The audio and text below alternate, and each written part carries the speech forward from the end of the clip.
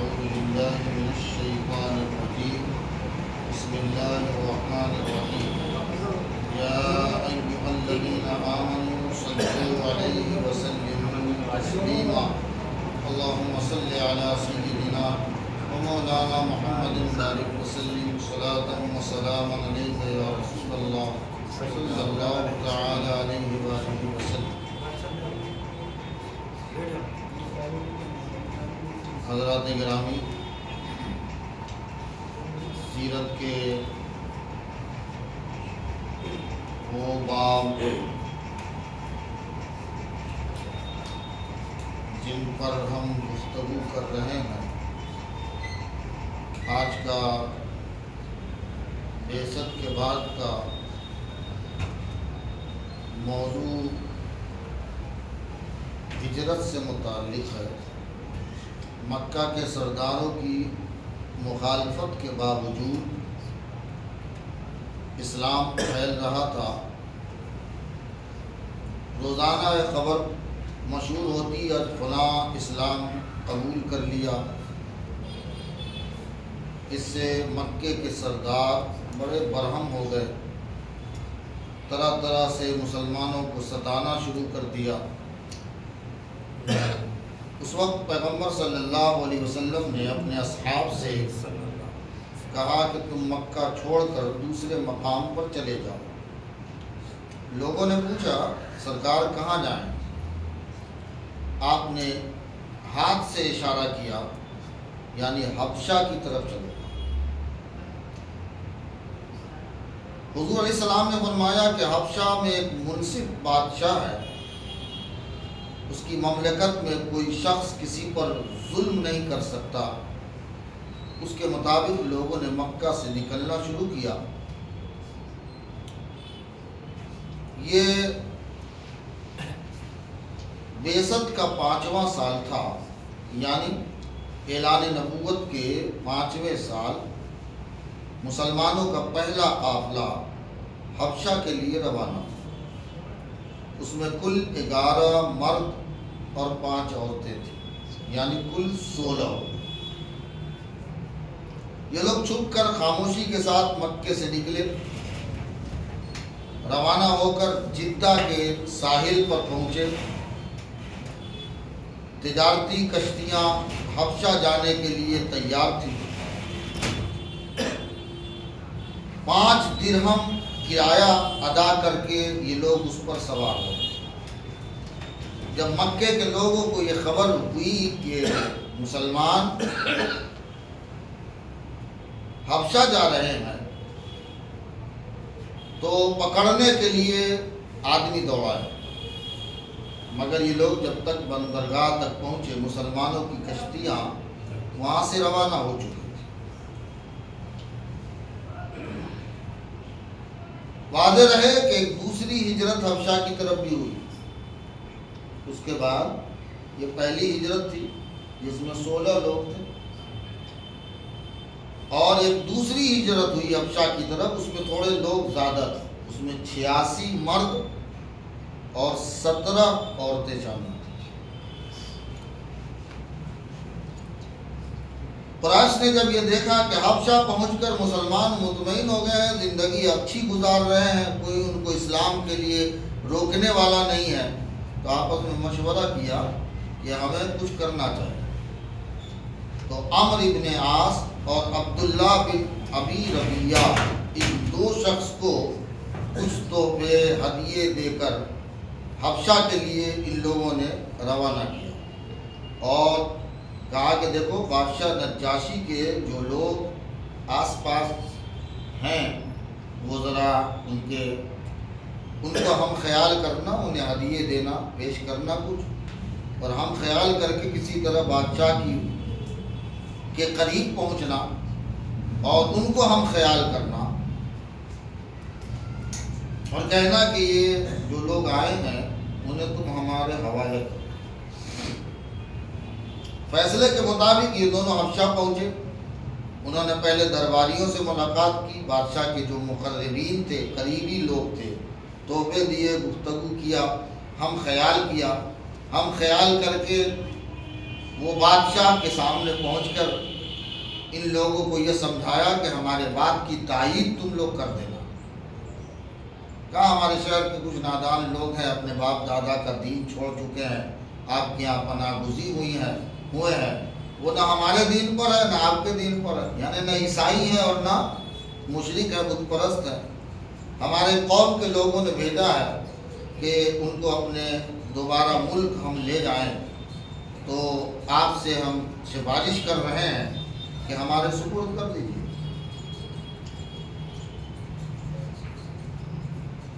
بادشاہ نجاشی جب پہنچا کہ پاس جب یہ لوگ یہ بات رکھے ہو، تو اب ان کی عادت تھی، جو عادت طریقہ تھا بادشاہوں کے یہاں آنے کا، انہوں نے وہی طریقہ اختیار کیا، حاضر ہوا بادشاہ کے یہاں دربار میں، سامنے سجدہ کیا، تحفے تحائف پیش کیے، ہدیہ دیا۔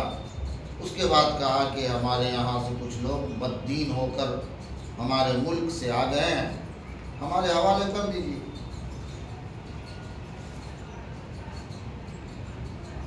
اس نے کہا کہ ٹھیک ہے، میں ان لوگوں سے بھی ایک بار بات تو کر لوں، تم جن کو لینے آئے ہو ان سے گفتگو تو کر لینا۔ کہنا نا گفتگو کی کیا ضرورت ہے، گفتگو کے بغیر انہیں حوالے کر دیجئے۔ تو نجاشی بادشاہ کو غصہ آ گیا، کہا نہیں، ایک طرفہ کچھ سن کر کوئی فیصلہ نہیں کیا جا سکتا، وہ اس کے بغیر مسئلہ نہیں ہوگا۔ حکم دیا درباریوں کو کہ مسلمان کو ہمارے دربار میں لایا جائے، اب آپس میں مشورہ، یہ بڑی اہم بات ہے، سنیے۔ مسلمانوں نے آپس میں مشورہ کیا کہ وہ تو نجاشی عیسائی بادشاہ ہے، ظاہر ہے کہ ہمیں کس ڈھنگ سے بات کرنی ہے، پہلے ذرا اس مسئلے کو حل کر لیں۔ متفقہ طور پر یہ بات طے ہوئی کہ دربار میں وہی کہیں گے جو ہم کو پیغمبر نے سکھایا۔ یہ بات بڑی اہم ہے، اس کو ذرا نوٹ کیجیے۔ ہمیں وہی بات کرنی ہے جو ہمیں ہمارے نبی نے سکھایا ہے۔ جب بادشاہ کے دربار میں آئے تو ان کے مطابق تو سجدہ کیا جاتا تھا نا، وہ اندر داخل ہوئے صرف سلام کیا، جو ہمیں بتایا گیا کیا کیا؟ سلام کیا۔ یاد رکھیے حضرت عبداللہ ابن سلام جو یہودی تھے، وہ اسی بات کو لے کر مسلمان ہوئے۔ جب وہ حضور کی بارگاہ میں آئے، یہاں یہ حدیث کوٹ کر دیتا ہوں، تو حضور علیہ السلام اپنے صحابہ کو سمجھا رہے تھے، ایھا الناس افشوا السلام واطعموا الطعام۔ حضور سمجھا رہے تھے، وصلوا الارحام، حضور فرما رہے تھے سلام عام کرو، غریبوں کو کھانا کھلاؤ، رشتہ داروں کے ساتھ اچھے میل جول رکھو، صلہ رحمی کرو۔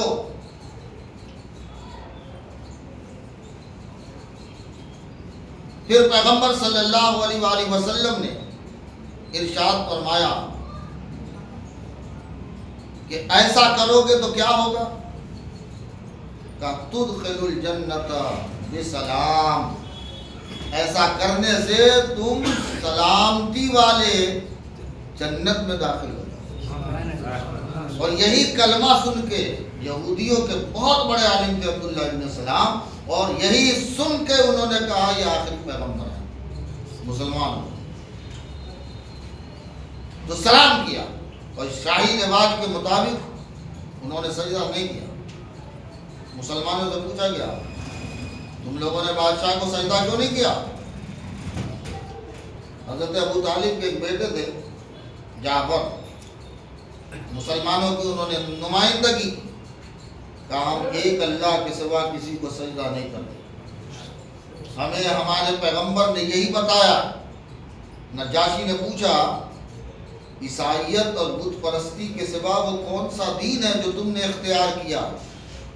تو حضرت جعفر نے جو تقریر کی اس نجاشی کے دربار میں، وہ لفظ بلفظ من نعان آپ کو بیان کرتا ہوں کہ بادشاہ ہم لوگ شرک پر تھے، ہم بتوں کو پوجتے تھے، مردار کھاتے تھے، پڑوسیوں کے ساتھ برا سلوک کرتے تھے، ہم حرام کو حلال کیے ہوئے تھے، ہمارے باز کا خون بہاتا تھا، ہم حلال کو نہ جانتے تھے نہ حرام کو۔ پھر اللہ نے ہمارے پاس ہم میں سے ایک شخص کو نبی بنا کر بھیجا، ہم اس کی سچائی اور اس کی امانت داری کو جانتے تھے۔ اس نے بتایا کہ ہم رشتہ داروں کے ساتھ صلہ رحمی کریں، پڑوسیوں کی حمایت کریں، سچ بولیں، امانت ادا کیا کریں، جھوٹ سے پرہیز کریں، یتیموں کا مال نہ کھائیں۔ اس نے ہم کو حکم دیا ہم ایک خدا کی عبادت کریں، کسی کو اس کا شریک نہ ٹھہرائیں، اسی خدا کے لیے روزہ رکھیں، اسی خدا کے لیے زکوٰۃ دیں۔ پھر ہم نے اس کی تصدیق کی، جو کچھ وہ اللہ کی طرف سے لائے تھے اس کی پیروی اختیار کی۔ اس پر ہماری قوم نے ہم کو ستانا شروع کیا، ہمارے ساتھ زیادتیاں کی۔ انہوں نے چاہا کہ ہم دوبارہ اس چھوڑے ہوئے دین کی طرف واپس چلے جائیں۔ جب ہم ان کے ظلم سے تنگ آ گئے تو ہم اپنا وطن چھوڑ کر یہاں آ گئے ہیں، اس امید پر کہ آپ کے ملک میں ہمارے اوپر کوئی ظلم نہیں کیا جائے۔ یہ وہ پوری تقریر تھی جو حضرت جعفر بن ابی طالب نے جب یہ گفتگو سنی تو بادشاہ متاثر ہوا، کہا اللہ کی طرف سے جو کلام تمہارے پیغمبر لائے ہیں کچھ سنا سکتے؟ حضرت جعفر نے سورہ مریم کی پوری 2 رکوع سنا دی، سب حضرت عیسیٰ علیہ السلام کے متعلق تھا، پوری 2 رکوع پڑھ کے سنایا۔ نجاشی کی آنکھوں سے آنسو نکل آئے، روتے روتے داڑھی اس کی تر ہو گئی۔ نجاشی نے کہا یہ کلام اور وہ کلام جو عیسیٰ مسیح لے کر آئے دونوں کا ایک ہی سر چشمہ ہے، یہ ایک ہی سمندر سے دونوں نکلا ہوا ہے۔ پھر قریش کے وقت سے اس نے کہا کہ تم لوگ واپس جاؤ، ہرگز ہم تمہیں انہیں سپرد نہیں کریں گے۔ لیکن انہوں نے ہار نہیں مانی۔ یہ وقت جو آیا تھا نا، مشرکین مکہ کی طرف سے دوبارہ نجاشی کے دربار میں گئے، کہا ارے یہ لوگ عیسیٰ علیہ السلام کے بارے میں بڑی سخت باتیں کرتے ہیں، یہ آپ کے پیغمبر کے بارے میں بڑی عجیب و غریب باتیں کرتے ہیں، ذرا بلا کے پوچھ تو لیجئے۔ نجاشی نے پھر بلایا، تم لوگ عیسیٰ علیہ کے بارے میں کیا کہتے ہیں سنیے ذرا۔ پھر یہی وہ امپورٹنٹ چیز ہے، یہی پوائنٹڈ چیز ہے، یہی کوٹ کرنے والی چیز ہے۔ حضرت جعفر نے کہا ہم وہی کہتے ہیں جو ہمارے پیغمبر نے بتایا، ہم وہی کہتے ہیں جو ہمارے پیغمبر نے سکھایا ہے۔ عیسیٰ علیہ السلام اللہ کے بندے ہیں، رسول ہیں، وہ خدا کی روح ہے، وہ اللہ کا کلمہ تھے۔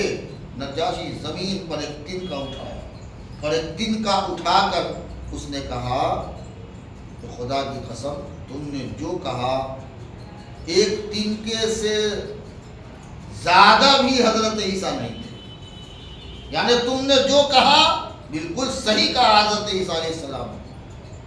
اب ظاہر ہے کہ بادشاہ کے درباری بڑے برہم ہوئے، مگر اس نے بادشاہ نے کسی کی پرواہ نہیں، بادشاہ ہے اسے کیا۔ اس کے بعد انہوں نے مسلمان سے کہا کہ تم امن کے ساتھ رہو، کوئی سونے کا پہاڑ لے کے بھی آئے نا اور ہمیں دے تو ہم تمہیں ستانا پسند نہیں کریں۔ اس نے حکم دیا قریش کے جتنے تحفے ہیں، ہدیے ہیں، سب واپس کر دو، لوٹاؤ سب۔ دربار ختم ہوا تو مسلمان مسرت کے ساتھ باہر نکلے۔ قریش کا وقت اس حال میں نکلا، ان کے چہرے سے ذلت تھی، چہرے پہ رسوائیاں تھیں، ذلیل ہو کر نامراد ہو کر یہ لوگ واپس ہوئے۔ اب شام میں مسلمان اطمینان سے رہنے، مکے سے جب مدینے کی طرف آگے ذکر آئے گا، جب پیغمبر نے ہجرت کی تو ان میں سے زیادہ تر جو لوگ تھے وہ اس خبر کو سن کر حبشہ سے مدینہ چلے گئے۔ باقی جو لوگ بیٹھے تھے، جو باقی رہ گئے تھے، وہ حضرت جعفر بن ابو طالب کے ساتھ جب خیبر فتح ہوا سن 7 ہجری، ہم بعد میں اس کا تذکرہ جب ہجرت کا آئے گا بعد میں کریں گے انشاءاللہ، تو سن 7 ہجری میں جب خیبر فتح ہوا تو باقی ماندہ جو لوگ تھے حضرت جعفر کے ساتھ وہ لوگ پھر سے وہاں سے مدینہ پہنچے۔ روایت یہ بتاتی ہے کہ نجاشی نے حضور کی رسالت کی تصدیق کی اور اس نے مسلمانوں کو گواہ بنا کے کلمہ بھی پڑھا تھا۔ مسلمان جب مدینہ واپس آنے لگے تو اس کو سفر کا خرچ اور زاد راہ راستے کا توشہ بھی دیا تھا، اور اب کہا تھا کہ جب اپنے پیغمبر کے پاس پہنچ جاؤ تو پہنچ کے ان سے کہنا کہ میری مغفرت اور بخشش کے لیے دعا کریں، میری بخشش کے لیے دعا کریں۔ حضور علیہ السلام کو جب یہ بات معلوم ہوئی تو فوراً پیغمبر اٹھ کے کھڑے ہو گئے، اور کھڑے ہو کے حضور نے وضو فرمایا۔ کیا کیا؟ فوراً حضور نے وضو کیا، 3 بار آپ نے کہا اللہم اغفر لنجاشی، اللہم اغفر لنجاشی، اللہم اغفر لنجاشی، اے اللہ نجاشی کی مغفرت فرما۔ یہ پیغمبر کے کلمات ہیں۔ جب تک مسلمان رہے حبشہ میں عزت اور امن کے ساتھ رہے، خبرگیری بھی بادشاہ کرتا رہا۔ مسلمانوں کو بلا کے ایک بار پوچھا تم کو کوئی ستاتا بھی ہے؟ اس نے پوچھا ہے کہ تم کو کوئی ستاتا بھی ہے؟ مسلمانوں نے کہا کہ ہاں کچھ لوگ ہمیں ستاتے ہیں۔ تو اس نے کہا جو مسلمانوں کو ستائے اس کو اس کے تاوان میں 4 درہم لے کے مسلمانوں کو دو۔ پھر مخاطب ہو کے اس نے پوچھا کہ 4 درہم ہے ٹھیک کہ کچھ بڑھانا بھی ہے؟ ذرا سوچی۔ تو کہا کچھ بڑھا دیجیے۔ تو کہا 8 درہم دے گا۔ کتنے؟ وہ چاندی کے جو ہوتے تھے سکے وہ درہم کہلاتے تھے، اور جو سونے کے ہوتے تھے وہ دینار کہلاتے تھے۔ اس کی وضاحت میں نے پہلے آپ سے کی تھی۔ تو 8 درہم دے گا، تاوان میں اسے دینا پڑے گا، اور کہا کہ یہ منادی سے اعلان کرا دو پورے علاقے اور شہر میں کہ آج کے بعد اگر کوئی مسلمانوں کو پریشان کرے گا یا ستائے گا تو اس کے بدلے میں تاوان اسے کتنے درہم دینے ہوں گے؟ 8 درہم۔ ظاہر ہے وہ خیر خواہ بن کے رہے، اور ایک موقع پر ایسا ہوا کہ ملک پر اس کے نجاشی کے حبشہ پر دشمن نے حملہ کر دیا۔ مسلمانوں کو اس واقعے کا بڑا رنج ہوا۔ نجاشی کی کامیابی اور دشمن پر غلبے کی دعائیں کرتے رہے۔ جب انہیں معلوم ہوا کہ اللہ تعالیٰ نے انہیں دشمنوں پر فتح عطا فرما دی ہے، بہت خوش ہوئے اور اللہ کا شکر ادا کیا۔ سن نبوی کا 7واں سال تھا۔ کون سا سال؟ 7واں سال۔ اعلان نبوت کے 7ویں سال ایک بہت بڑی ٹریجڈی ہوئی۔ اس ٹریجڈی کا نام تھا سوشل بائیکاٹ۔ یہ مسلمانوں کو، اس میں صرف مسلمان شامل نہیں تھے، اس میں بنو ہاشم تھے، قبیلہ تھا، وہ پورے قبیلے کے لوگ تھے، اس میں مسلم بھی تھے اور جو لوگ مسلم نہیں ہیں وہ بھی شامل تھے۔ اب ذرا سوچئے، ابو طالب ابھی ایمان نہیں لائے تھے نا، لیکن اس میں وہ بھی شامل تھے۔ اس کو بولتے ہیں ابو طالب کی گھاٹی۔ کیا بولتے ہیں؟ ہاں، ابو طالب کی گھاٹی۔ اب جب قریش کو پتہ چلا مسلمان حبشہ چلے گئے، باقی مسلمانوں پر چلو اپنا غصہ اتارو، اپنا غصہ باقی لوگوں پر اتارنا ضروری ہے۔ اب سردار ابو جہل تھا، اب جو لوگ تھے اسے شرم آتی، بھائی باپ دادا جو تمہارے دین دے گئے اس دین کو تم نے چھوڑ دیا۔ جو لوگ مسلمانوں میں سے تاجر ہوتے، بزنس مین ہوتے، اس کو ڈراتا، شہر کا کوئی شخص تم سے خرید و فروخت نہیں کرے گا۔ جو ابھی آپ نے سنا ہوگا یو پی میں کہ بھائی ایک بورڈ لگاؤ، سنا ہوگا نا؟ ہاں، ابھی بہت ساری ویڈیو آپ نے دیکھی ہوگی۔ کوئی پرانی بات ہے، یہ سب نئی بات نہیں ہے، یہ سب پرانی روایتیں ہیں۔ مسلمانوں کو توڑنے کے لیے یہ کوئی نیا مسئلہ نہیں ہے، بہت پرانا مسئلہ ہے، ہم لوگ سب پہلے سے برداشت کر چکے ہیں، تحمل کر چکے ہیں۔ کوئی اگر ذمے میں پیسے رکھے ہوا ہو مسلمانوں کا تو نہیں دے۔ اب عوام میں سے اگر کوئی ہوتا، یہ تو خاص لوگوں کے لیے تھا، عوام میں سے کوئی ہوتا عام آدمی، تو ابو جہل اس کو بلاتا، اسے کوڑے مارتا، ذلیل کرنے کی کوشش کرتا۔ اب ایسے حال میں اب اس نے یہ کوشش کر لی کہ حبشہ کے مسلمانوں کو وہاں سے لے کے واپس آ جائیں، لیکن کامیابی نہیں ہوئی۔ اب انہوں نے چاہا یہ محمد کا قبیلہ جو بنو ہاشم ہے وہ بھی ان کو الگ نہیں کر پا رہا ہے، تو کیا اس کا بائیکاٹ ہو کہ اگر یہ حمایت سے دستبردار ہو جائے تو ٹھیک ہے، یہ قتل کرنا آسان ہو جائے، اور اگر حمایت سے دستبردار نہ ہو تو اب ایک ہی صورت ہے کہ اب کچھ ایسا کیا جائے کہ ان کا سوشل بائیکاٹ کیا جائے، ان کو نکال دیا جائے یہاں سے، شہر کے لوگ، جس کو ہمارے یہاں یو پی بہار میں کہتے ہیں نیاد سے باہر کرنا، سلام کلام نہیں کرے گا، کوئی ملے گا نہیں، یہ کہتے ہیں نا شاید، تو سوشل بائیکاٹ کیا جائے۔ بائیکاٹ کا جب فیصلہ ہوا تو ایک نوشتہ بنایا، صحیفہ بنایا، لکھت روپ میں ہونا چاہیے نا، اور یوں سمجھیے کہ وہ ایک سرکاری فرمان تھا، یوں سمجھنے کے لیے آسان ہو جائے، جس میں اعلان کیا گیا، سنیے اعلان کیا تھا، مکہ کا کوئی رہنے والے کو اجازت نہیں کہ وہ کسی مسلمان مرد یا عورت سے گفتگو کرے۔ اس میں تھا مکہ کے کوئی رہنے والے کو یہ اجازت نہیں ہے کہ کسی مسلمان کے بدن کو چھوئے، یعنی مصافحہ بھی نہیں کر سکتا، ملاقات بھی نہیں کر، مکہ کا کوئی باشندہ یہ حق نہیں رکھتا کہ وہ کوئی چیز کسی مسلمان سے خریدے یا اس کے ہاتھ بیچے۔ مکہ کا رہنے والے کو اجازت نہیں ہے کہ وہ کسی مسلمان کی لڑکی سے نکاح کرے یا کسی مسلمان کے نکاح میں اپنی لڑکی دے۔ جس شخص پر کسی مسلمان کا قرض ہے اس کی ادائیگی سے وہ آزاد ہے، وہ قرضہ نہیں دے گا۔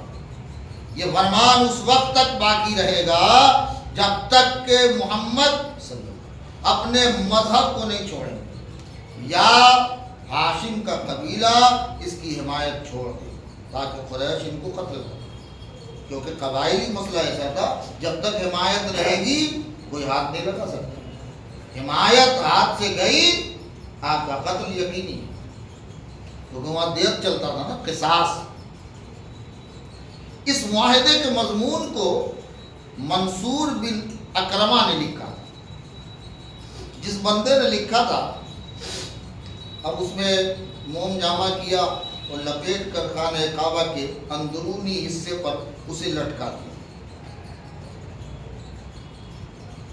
اب پیغمبر اور اصحاب کو مکے سے نکل جانے پر مجبور کیا، لیکن قبیلہ بنو ہاشم نے حمایت نہیں چھوڑی۔ جب وہ نکلے تو بنو ہاشم بھی ان کے ساتھ نکل گئے، سوائے ایک آدمی تھے، وہ کون تھا؟ ابو لہب۔ کون تھا؟ ابو لہب کے علاوہ سب چچا ابو طالب بھی تھے جو آخر تک بت پرستی میں رہے۔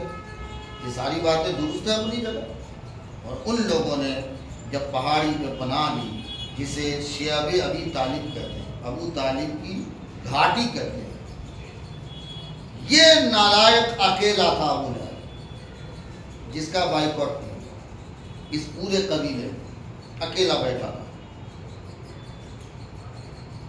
اب یہ وہ گھاٹی تھی، وہ درخت تو بہت دور کی بات ہے، ایسا چٹیل کہ یہاں گھاس بھی نہیں تھی،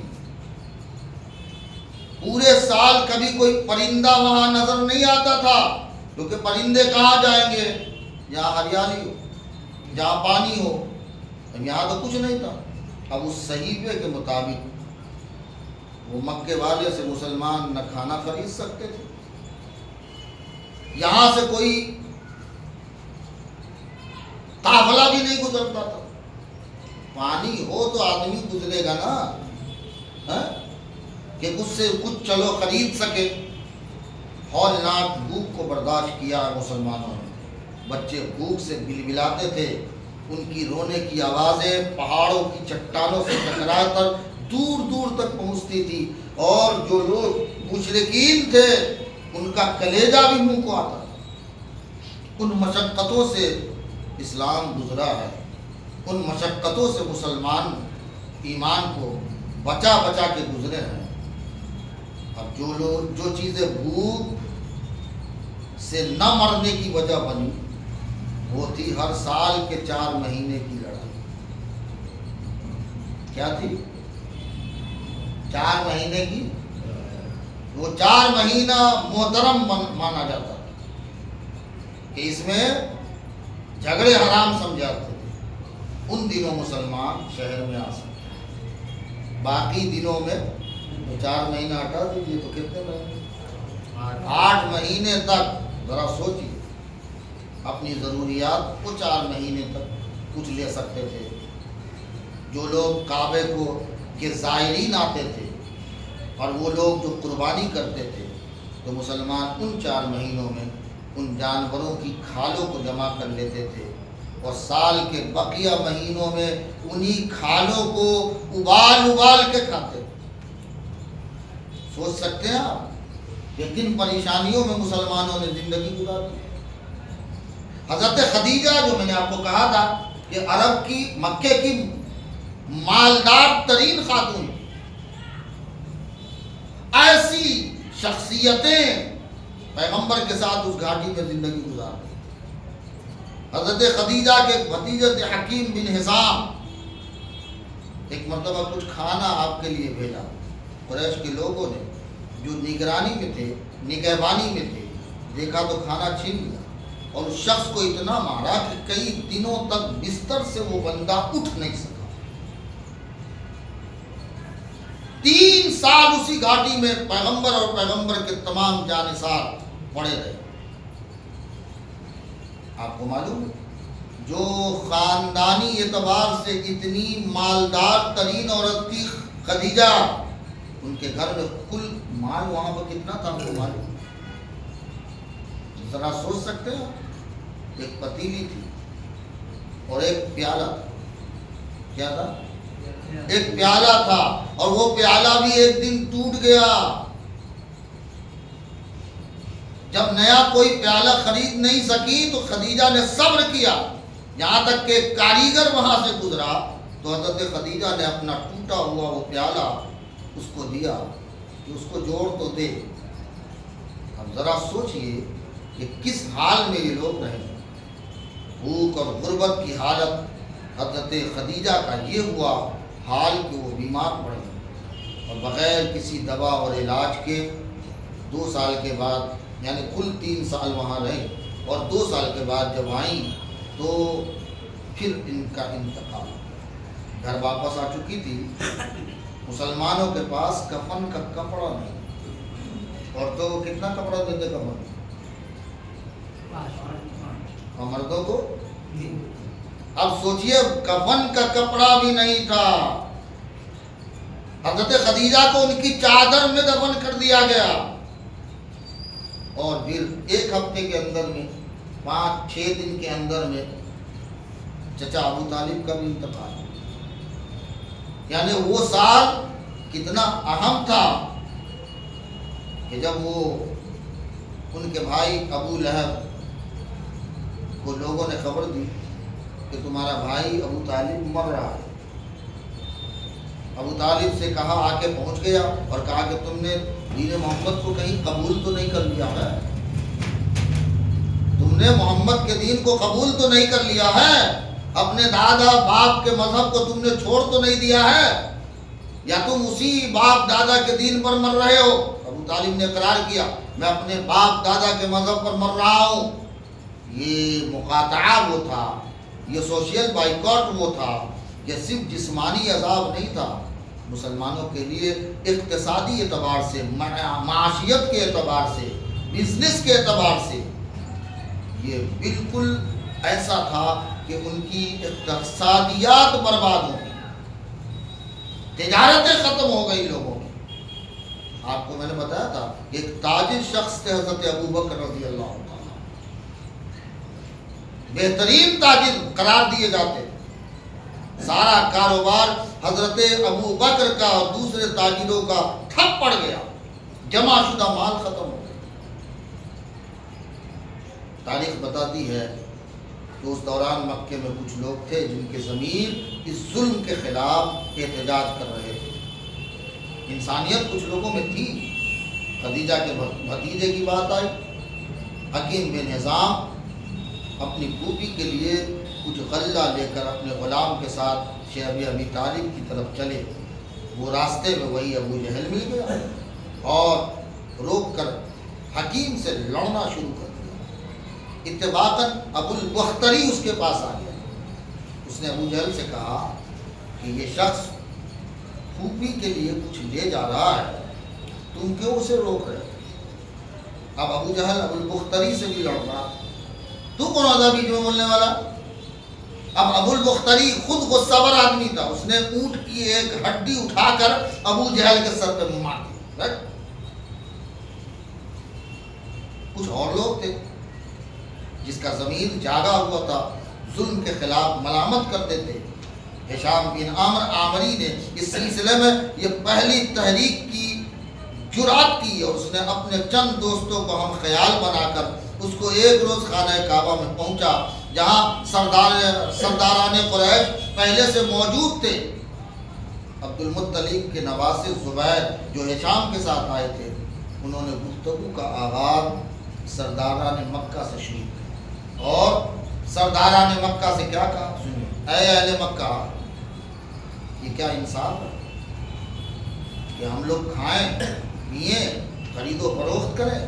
ہمارے عزیز بنو ہاشم اور بنو مطلب بھوک سے دم توڑ گئے. خدا کی قسم اب میں اس معاہدے کو چاک کیے بغیر نہیں رہوں گا. یہ جو تم نے صحیفہ بنایا ہے نا, تو کعبے میں لٹکایا, میں اسے پھاڑ کے پھینک دوں گا.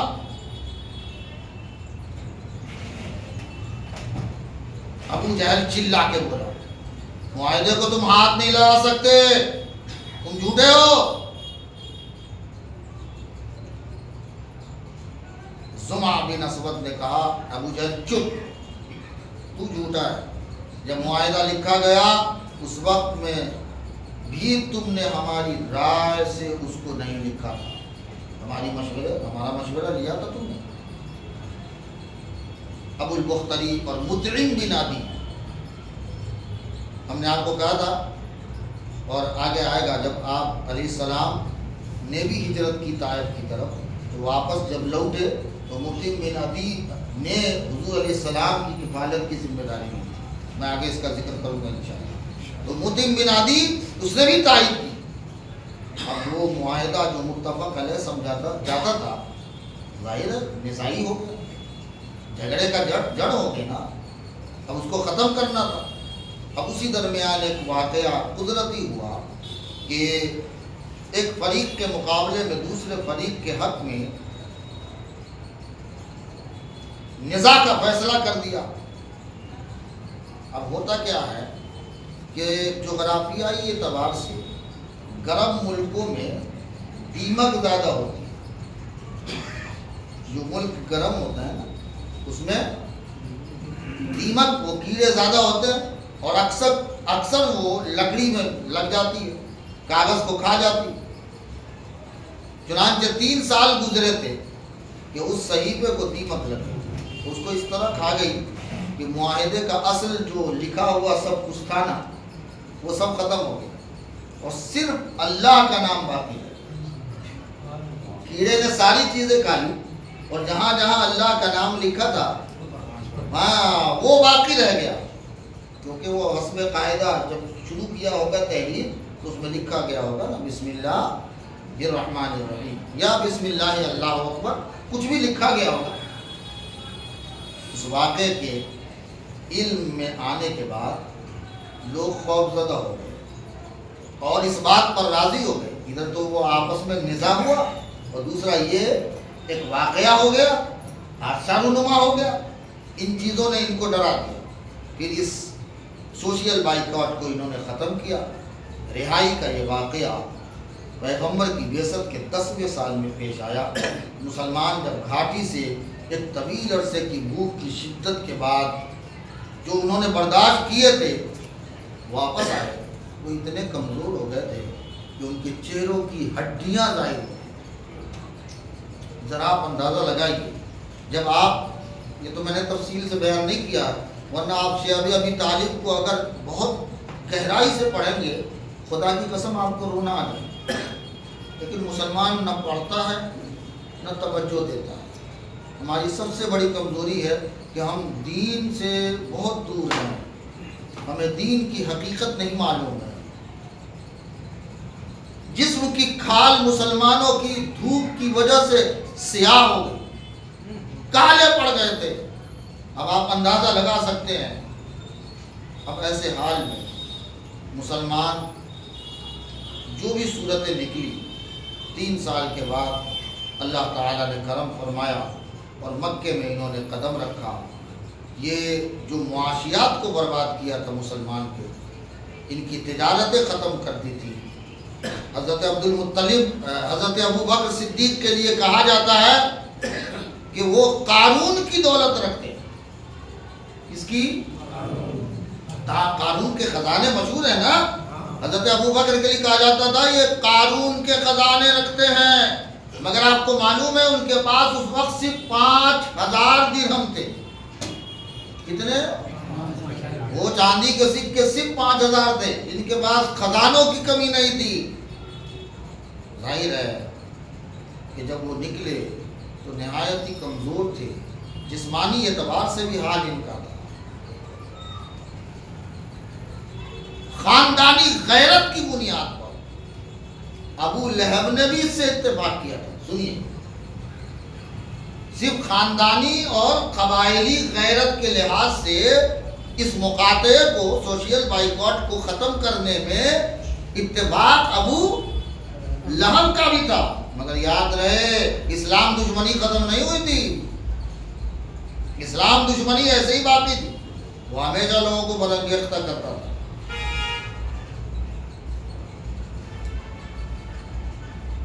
آپ نے قبیلے کے لوگوں کو ایک دن دعوت پہ بلایا، لوگ جمع ہو گئے۔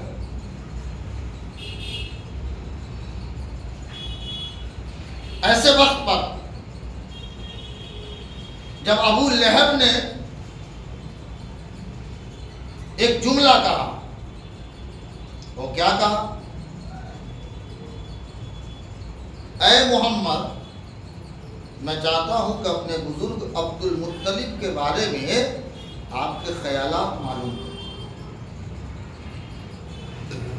قبیلے کے لوگوں کو اپنے ہاتھ میں لینا تو کچھ نہ کچھ وجہ تو چاہیے نا، ابھارنا ہے تو کیسے ابھارنا؟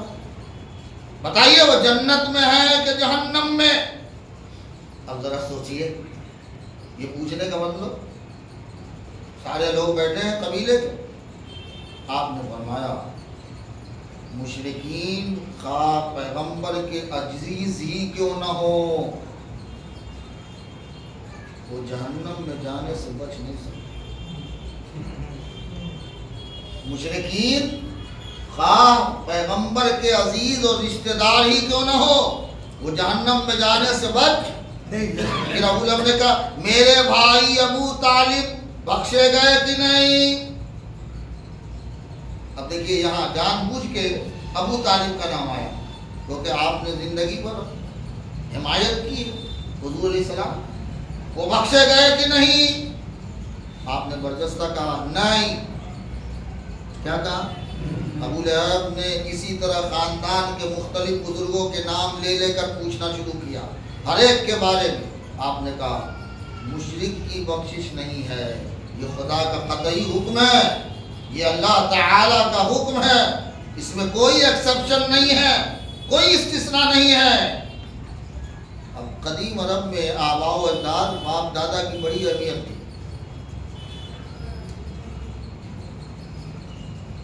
حضور علیہ السلام نے ایک نیا دین ضرور پیش کیا تھا، لیکن کبھی اس طرح صراحت کے ساتھ، ڈیٹیلز کے ساتھ پیغمبر نے بیان نہیں دیا۔ اب یہ بیان ظاہر ہے غم و غصہ کا باعث تھا۔ سخت متحیر ہوئے لوگ۔ سردار قبیلہ ہونے کی بنیاد پر ابو لہب نے لوگوں سے پوچھا بتاؤ مجھے حق ہے یا نہیں کہ میں محمد کو قبیلے سے نکال دوں؟ لوگوں نے تصدیق کر دی، کیونکہ قبیلے کے رواج کے مطابق آپ اس کے مجرم ہو چکے تھے۔ ابو لہب نے چند دن بعد آپ کو قبیلے سے خارج کرنے کا اعلان کر دیا۔ دیکھیے پہلے ان لوگوں نے ابو طالب سے کہا تھا کہ خارج کرو، انہوں نے نہیں مانا۔ اب ظاہر ہے کہ یہاں سردار بدل گیا، ابو لہب بن گیا۔ اب یہ تو پہلے ہی سے اسلام دشمن تھا، اس نے دیکھا، اس نے کہا کہ چلو میں اس کو خارج کرتا ہوں۔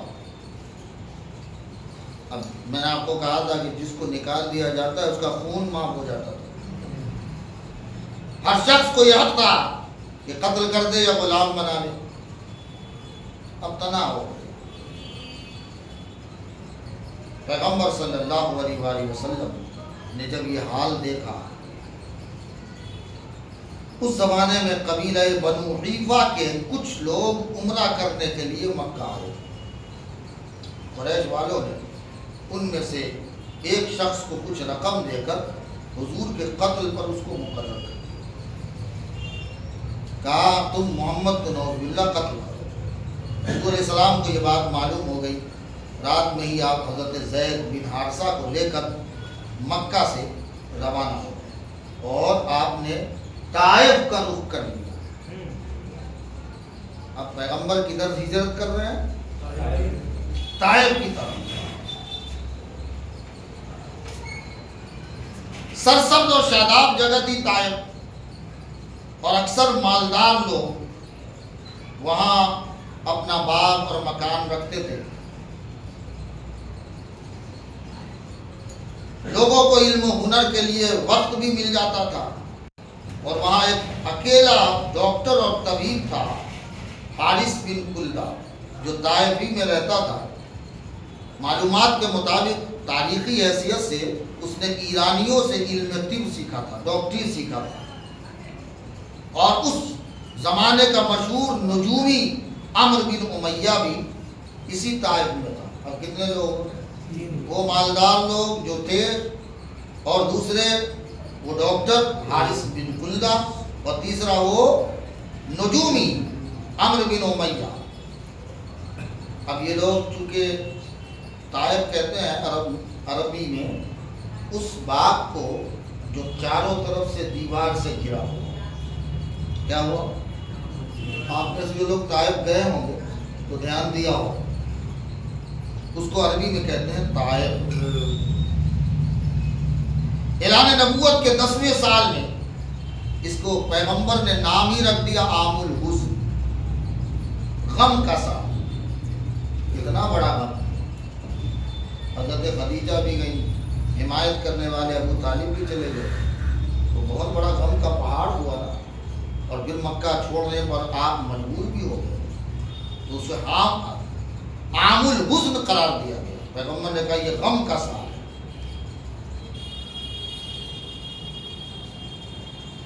ابو طالب کے حمایت کا مسئلہ اور آپ کی سرپرستی کا مسئلہ سیرت نگاروں نے کھل کے واضح طور پر لکھا ہے۔ ابو طالب کے موت کا مسئلہ ابھی آپ کو میں نے سمجھا دیا۔ اب ایسے میں پیغمبر کی زندگی کس حال میں رہی ہوگی اور کس کشمکش میں رہے ہوں گے، آپ اندازہ لگا سکتے ہیں۔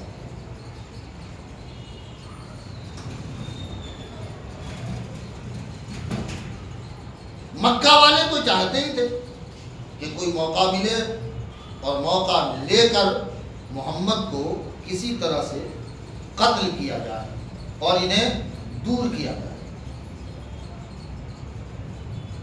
جب آپ طائف پہنچے اور طائف پہنچنے کے بعد طائف کے لوگوں نے جب یہ دیکھا کہ پیغمبر آئے ہیں، اور اس موسم میں حضور کے ساتھ آپ کے غلام زید بن حارثہ کے سوا کوئی نہیں تھا۔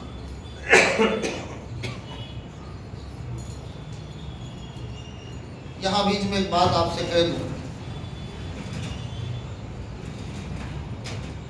کہ حج کے موسم میں جب عرب کے مختلف علاقوں سے قبیلے مکہ آتے تھے تو ایک ایک کے پڑاؤ میں جا کر آپ علیہ السلام ان سے ملتے تھے، ان سے کہتے تھے کہ مجھے اپنے قبیلے سے نکال دیا گیا ہے مجھے اپنی حفاظت ملے تاکہ میں اپنا کام تو جاری رکھ سکوں. لیکن خوف ایسا تھا. ایسی صورت میں جب طائف پہنچے وہاں کے حالات بھی ایسے تھے. اس وقت جب آپ قبیلہ بنو عامر کے پاس گئے تھے جو لوگ مختلف علاقوں سے آتے تھے، آپ پر پتھراؤ کیا. قبیلہ بنو محارب کے پاس گئے،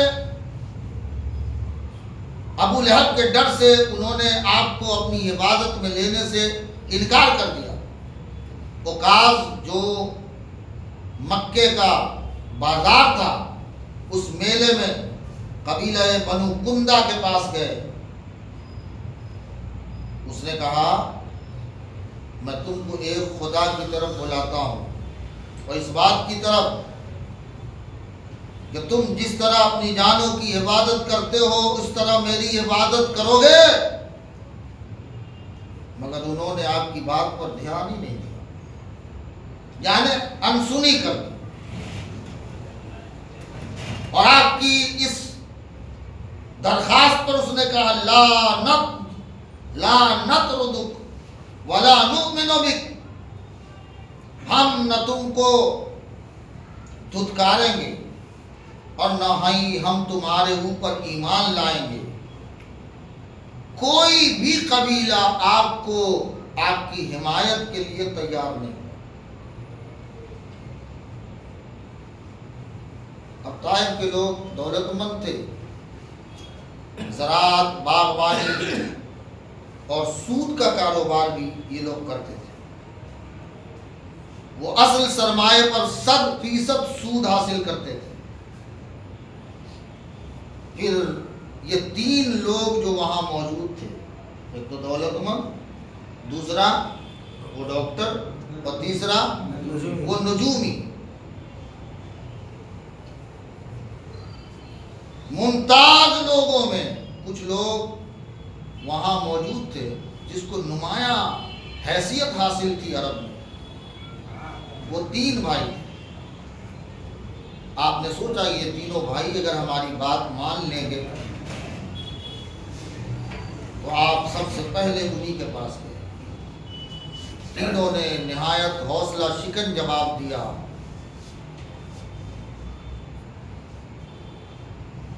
ایک نے کہا خدا نے کعبہ کی بے عزتی کے لیے تم کو ہی نبی بنا کے بھیجا. یہ جو جملے سنے ہوں گے تو ایسا نہیں لگا ہوگا کہ کان میں شیشے پگھلا کے ڈال دیے گئے ہوں. ایک نے جواب دیا کہ تمہیں کعبے کی بے عزتی کے لیے اللہ نے نبی بنا کے تمہیں ہی بھیجا ہے. ایک نے کہا کیا اللہ کو تمہارے سوا کوئی اور رسول بنانے کے لیے ملا نہیں کہ تمہیں رسول بنا دیا.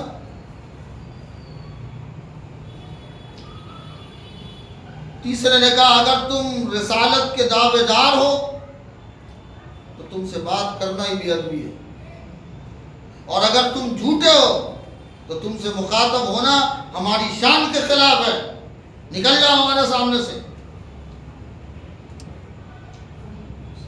مایوس ہو کر اس بستی سے جب پیغمبر نکلے تو اوباش لڑکوں کو پیغمبر کے پیچھے لگا دیا. آپ پر پتھر برساتے، گالیاں دیتے تھے، کتے کی طرح بھونکتے تھے، پتھروں کی بچھار ہوتی تھی. حضرت زید بن حارثہ اکیلے کبھی کبھی اپنے چادر میں ان پتھروں کو کوشش کرتے تھے روکنے کی.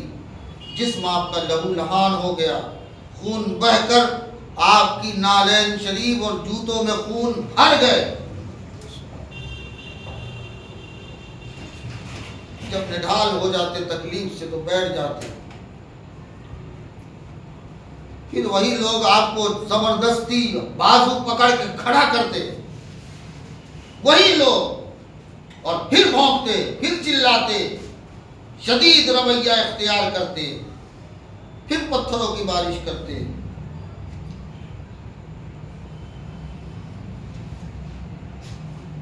انہیں معلوم ہو گیا تھا کہ بنو ہاشم نے اپنی برادری سے انہیں نکال دیا ہے، خارج کر دیا ہے، اب ان کا کوئی یار و مددگار نہیں ہے۔ شام ہو گئی، طائف کے وہ اوباش لڑکے واپس لوٹ گئے۔ عتبہ اور شیبہ دو آدمی، دونوں بھائیوں کا باغ سامنے نظر آیا جو انگور کا تھا۔ یہ لوگ مکے کے رہنے والے تھے۔ پیغمبر نے اس باغ میں پناہ لی اور اس وقت دعا کرتے ہوئے آپ کی زبان سے جو الفاظ نکلے اس وقت کی کیفیت کی مکمل ترجمان ہے۔ ذرا وہ جملے سنیے۔ آپ نے فرمایا اللہم الیک اشکو ضعف قوتی وقلت حیلتی وحوانی علی الناس یا ارحم الراحمین۔ اے اللہ، میں تجھی سے اپنی کمزوری، اپنی بے تدبیری اور لوگوں کی نگاہوں میں اپنی ذلت کی شکایت کرتا ہوں۔ یہ جملہ کب بولے گا کوئی؟ خدا کی بارگاہ میں ایسی باتیں کون کرے گا؟ وہ جو رحمت بن کر دنیا کے لیے آیا تھا، جو کائنات کے لیے رحمت بنا کر بھیجا گیا تھا۔ یہ شکایت خدا کی بارگاہ میں پیش کرنا کوئی آسان کام نہیں ہے۔ باغ والوں کو آپ کی حالت پہ رحم آیا۔ اس نے ایک غلام جس کا نام عداس تھا، انگور کے کچھ خوشے طباق میں رکھ کر آپ کے پاس بھیجے۔ آپ نے ہاتھ لگانے سے پہلے بسم اللہ الرحمن الرحیم کہا، انگور کو اٹھایا، نوش فرمایا۔ یہ غلام چونکہ عیسائی تھا، نصرانی تھا، بسم اللہ پڑھ کر کھانے کا طریقہ اسے نیا لگا، علاقے کے رواج کے خلاف معلوم ہوا۔ اس نے تعجب سے پوچھا، یہ طریقہ آپ نے کہاں سے سیکھا ہے؟ آپ نے جواب میں اس غلام سے پوچھا، یہ بتاؤ تم کہاں کے رہنے والے، تم رہنے والے کہاں کے ہو؟ اس نے کہا نینوا۔ پیغمبر نے ارشاد فرمایا، اسی نینوا کے جہاں اللہ کے مقدس بندے یونس پیغمبر بنا کے بھیجے گئے۔ غلام کو آپ اور بھی زیادہ تعجب ہوا، آپ یونس کو کیسے جانتے ہیں؟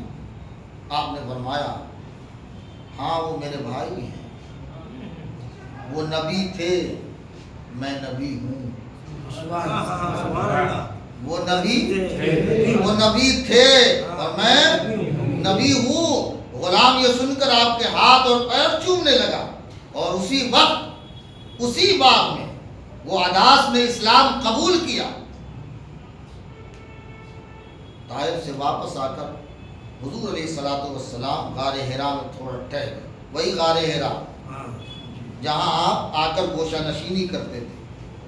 اب ظاہر ہے مکے میں دوبارہ داخل ہونا آسان نہیں تھا، کیونکہ قبائلی نظام تھا۔ پہلے بھی میں نے آپ کو اشارہ کیا تھا، قبائلی نظام تھا کہ آپ اس کے بغیر داخل ہی نہیں ہو سکتے جب تک آپ کے لیے کوئی کفیل نہ ہو۔ آج بھی کفیل ہوتا ہے نا، لیکن یہ طریقہ تھوڑا الگ ہے، وہ تھوڑا الگ تھا۔ تو آپ نے اخنس بن شریح اور سہیل بن عمر کے پاس پیغام بھیجا کہ ہماری امان لے لو۔ وہ تیار نہیں ہوئے۔ پھر آپ نے وہی مطعم بن عدی، جس کا تذکرہ میں ابھی کر رہا تھا اشارتاً، مطعم بن عدی کے پاس، وہ پہلے بھی آپ کی کئی بار مدد کیا، خاندان نبوت کے اس سوشل بائیکاٹ کے عہد نامے کو منسوخ کروانے میں مطعم بن عدی کا بڑا حصہ رہا۔ اس نے اپنے بیٹے سے کہا، 6 بیٹے تھے، 6 بیٹوں کو کہا کہ جاؤ اسلحہ بند ہو کر جاؤ اور محمد صلی اللہ علیہ وسلم کو مکے میں واپس لاؤ، داخل کراؤ۔ اور پیغمبر جب داخل ہوئے مکے میں تو سب سے پہلا کام، امپورٹنٹ جملہ ہے دھیان رکھیے گا، پہلا کام مکے میں داخل ہونے کے بعد جو پیغمبر نے کیا وہ تھا کعبے کا طواف۔ کیا تھا؟ کعبے کا طواف کیا۔ مطعم بن عدی نے وہاں اعلان کیا، میں محمد کو پناہ دے دیا ہوں، خبردار کوئی ان کو تکلیف نہیں پہنچائے گا۔ یہ وہ موقع تھا کہ دوبارہ آپ کو مکے میں اپنے اللہ کے میسج اور اللہ کے حکم کو لوگوں تک پہنچانے کا یہ موقع میسر آیا۔ یہ مطعم بن عدی مسلمان تو نہیں ہوا، جنگ بدر سے پہلے یہ بندہ مر گیا، اسلام قبول نہیں کیا۔ حضرت حسان بن ثابت نے اس کے لیے مرثیہ بھی لکھا تھا۔ جب جنگ بدر کے بعد قریش کے لوگ گرفتار ہو کے آپ کے سامنے پیش ہوئے، یہاں یہ بات ریکارڈ کر لیجیے، تو اس وقت میں پیغمبر نے ایک تاریخی جملہ کہا تھا، لو کان المطعم بن عدی حیا ثم کلمنی فی ہؤلاء النتنا لترکتهم لہ، اگر آج مطعم بن عدی زندہ ہوتا اور ان ناپاک لوگوں کی سفارش کرتا تو میں اس کی وجہ سے ان سب کو چھوڑ دیتا۔ اب سوچئے پیغمبر نے کس طور پر یہ جملہ کہا۔ مکہ واپس آنے کے بعد آپ نے اسی زمانے میں حضرت سودا بنت زمعہ جو حضور کی بیوی تھی ان سے آپ نے نکاح فرمایا۔ وہ ہجرت کر کے حبشہ گئی تھی شوہر کے ساتھ، لیکن ان کا شوہر وہاں عیسائی ہو گیا، پھر انہوں نے وہ طلاق لے لی اور طلاق لے کر مکہ واپس آ گئی تھی۔ یہ واقعہ بعثت کے یعنی اعلان نبوت کے 10ویں سال پیش آیا کہ پیغمبر صلی اللہ علیہ وآلہ وسلم نے آپ سے نکاح فرمایا۔ اسی موقع پر حضرت ابوبکر صدیق رضی اللہ تعالی عنہ نے بھی درخواست کی کہ حضور اپنے نکاح میں میری بیٹی عائشہ کو لے لیجیے، تو اس وقت حضرت عائشہ بہت چھوٹی تھی، پیغمبر نے انکار فرمایا اور کہا چونکہ عمر اس وقت تقریباً حدیث اور سیرت اور تاریخ کا مطالعے سے پتہ چلتا ہے کہ 7 سال تھی، تو حضور نے انکار کیا۔ پھر 3 سال بعد جب وہ 10 سال کی ہو گئی تو پھر پیغمبر نے انہیں بھی اپنے نکاح میں لے لیا۔ پھر اس شرط پر رخصتی قرار پائی، یہ یاد رکھیے گا کہ حضرت عائشہ یہ پہلی خاتون، حضرت عائشہ کی فضیلت یہ بھی ہے، یہ پہلی خاتون ہے جو مسلمان باپ اور ماں دونوں سے پیدا ہوئی۔ مطلب نہیں سمجھ بھائی، اس سے پہلے تو یہ تھا کہ کوئی مسلمان ہو کوئی غیر مسلم ہو، لیکن یہ پہلی ہے کہ جو باپ بھی مسلمان اور ماں بھی، اور دونوں مسلمان ہونے کے بعد یہ پہلی خاتون پیدا ہوئی۔ سمجھ میں آئی بات کی نہیں ہے؟ ہاں۔ سب سے سخت تجربہ پیغمبر کا طائف کا تھا۔ طائف کا تذکرہ جب بھی آتا تو پیغمبر کو تکلیف ہوتی۔ حضرت عائشہ کہتی ہیں کہ میں نے ایک بار آپ سے کہا، اے خدا کے رسول، آپ پر کیا احد سے بھی زیادہ کوئی سخت دن گزرا ہے؟ جنگ احد آیا تھا تذکرہ، تو جنگ آپ آگے آئے انشاءاللہ، جنگ احد سے بھی زیادہ سخت کوئی دن گزرا ہے؟ آپ نے فرمایا ہاں، تمہاری قوم سے مجھ کو بہت سی تکلیفیں پہنچی ہیں، مگر میرے اوپر سب سے سخت دن وہ تھا جس دن میں نے اپنے آپ کو طائف کے عبد یا لیل کے بیٹے کے سامنے پیش کیا اور اس نے مجھے بڑا برا جواب دیا تھا، وہی سب جواب جو ابھی آپ کو میں نے کہا کہ وہ دردناک جواب، وہ ایسا جواب کہ آدمی غصے سے باہر آ جائے، لال پیلا ہو جائے، وہ ایسا جواب جو آسمان کا کلیجہ چیر دے، ایسا جواب پیغمبر کو دیا گیا۔ پیغمبر فرماتے ہیں کہ نہایت غم اور رنج کے ساتھ میں واپس ہوا تھا، اور جب قرن الثالب کے مقام پر پہنچا تھا تو اس وقت مجھے کچھ افاقہ محسوس ہوا۔ اس وقت میں نے اپنا سر اوپر اٹھایا تھا اور میں نے ایک بادل دیکھا جو مجھ پر سایہ کیے ہوا، اس کے اندر خدا کا فرشتہ جبریل ہے۔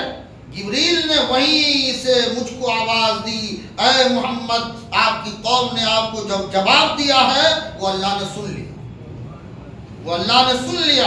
اب اللہ نے آپ کے پاس پہاڑوں کا فرشتہ ملک الجبال بھیجا ہے، آپ جو حکم چاہیں ان کو دیں، آپ کی حکم کی تعمیل کرے گا۔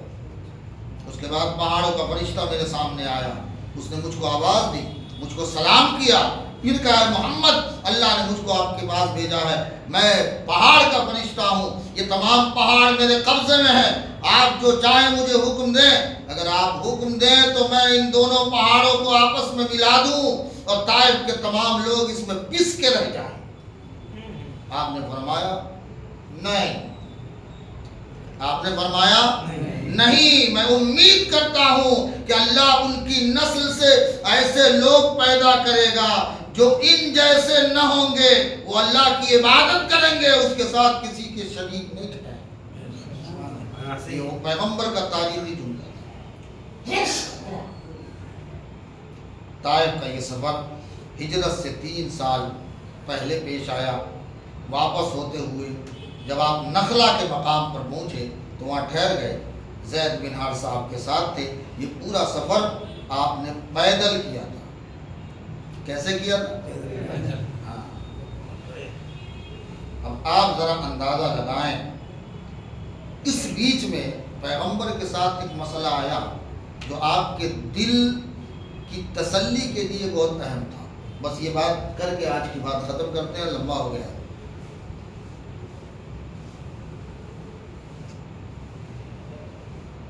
مخالفت کے تعلق سے طائف کا مسئلہ تو بڑا عجیب ہو گیا۔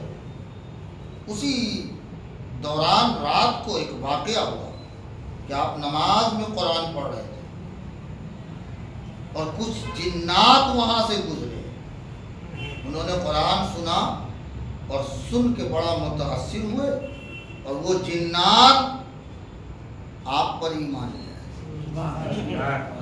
وہ طائف کا مسئلہ تو صاف ہوا، کتنی پریشانیاں ہوئی، کتنی تکلیفیں ہوئی، شدائد و صعوبات کے پہاڑ توڑے گئے۔ اب ضرورت تھا کہ تسلی کا مرہم بھی ہو، تو وہاں پیغمبر نے نماز پڑھی، قرآن کی تلاوت ہو رہی تھی، تو جناتوں کی جماعت گزر رہی تھی، جو سورہ جن میں پوری تفصیل موجود ہے۔ حضور علیہ الصلوۃ والسلام کہ اس تلاوت کو سن کر وہ جنات کی جماعت مسلمان، وہ جنات واپس اپنی قوم میں پہنچے، دین کی اسلام کی تبلیغ شروع کر دی۔ یہاں یہ واقعہ آپ کو سمجھا دوں کہ پیغمبر صلی اللہ علیہ وآلہ وسلم چونکہ نماز میں تھے، کیا تھا؟